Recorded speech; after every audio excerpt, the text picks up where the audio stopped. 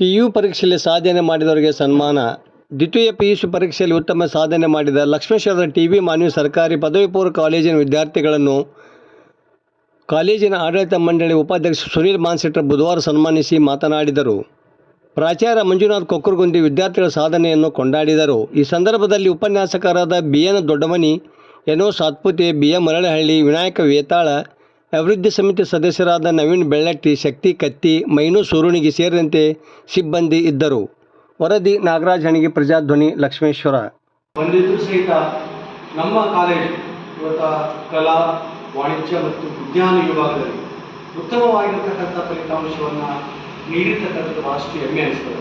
ಅದರಲ್ಲಿ ಕಲಾ ವಿಭಾಗದಲ್ಲಿ ಶೇಕಡ 89% ಫಲಿತಾಂಶ ಇದ್ದು, ವಾಣಿಜ್ಯ ವಿಭಾಗದಲ್ಲಿ 99% ಫಲಿತಾಂಶ ಇದ್ದು, ಅದರ ಜೊತೆಗೆ ವಿಜ್ಞಾನ ವಿಭಾಗದಲ್ಲಿ ಶೇಕಡ 90% ಫಲಿತಾಂಶ.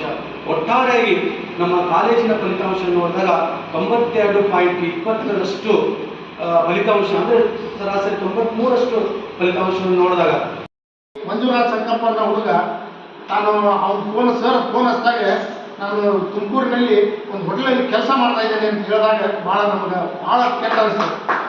ಯಾಕಂದರೆ ಇಂಥ ಬಡ ವಿದ್ಯಾರ್ಥಿ ಇಂಥ ಒಂದು ಒಳ್ಳೆಯ ಮಾರ್ಗದರ್ಶನ ತಗೊಂಡು ಇವತ್ತು ನಾವು ಒಂದು ಸನ್ಮಾನ ಮಾಡಬೇಕಂದಾಗ ಆ ಒಂದು ಆರ್ಥಿಕ ಪರಿಸ್ಥಿತಿಯಿಂದ ಎದುರಿಸೋಕ್ಕಾಗಿ ಇವತ್ತು ದುಡಿತಾ ಇದ್ದಾನೆ.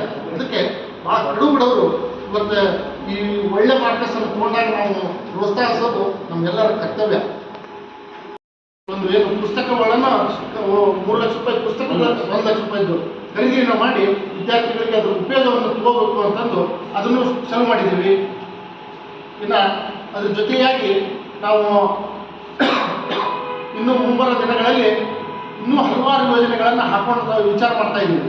ಇನ್ನು ಮುಂಬರುವ ದಿನಗಳಲ್ಲಿ ನೀಟು ಸೀಟು ಬಗ್ಗೆ ಅದನ್ನು ನಾವು ಚಾಲೂ ಮಾಡಬೇಕು. ಪ್ರತಿ ವಿದ್ಯಾರ್ಥಿಗಳಿಗೆ ಅದರ ಉಪಯೋಗವನ್ನು ತಗೋಬೇಕು. ಇಲ್ಲಿ ನಾವು ಪ್ರತಿ ವಿದ್ಯಾರ್ಥಿಗಳು ಇವತ್ತು ನಾವು ಸರ್ಕಾರ ಕಾಲೇಜ್ ಇದರಿಂದ ಆನ್ಲೈನ್ ಕ್ಲಾಸಸ್ಸನ್ನು ನೀಟು ಸೀಟು ಆನ್ಲೈನ್ ಕ್ಲಾಸನ್ನು ಮಾಡ್ತಾ ಇದ್ದೀವಿ. ಅದನ್ನೇ ನಾವು ಪ್ರಾಕ್ಟಿಕಲ್ ಆಗಿ ಸ್ಟಾರ್ಟ್ ಮಾಡಬೇಕು ಅನ್ನೋ ವಿಚಾರದೊಳಗೆ ಮಾಡ್ತಾ ಇದ್ದೀವಿ.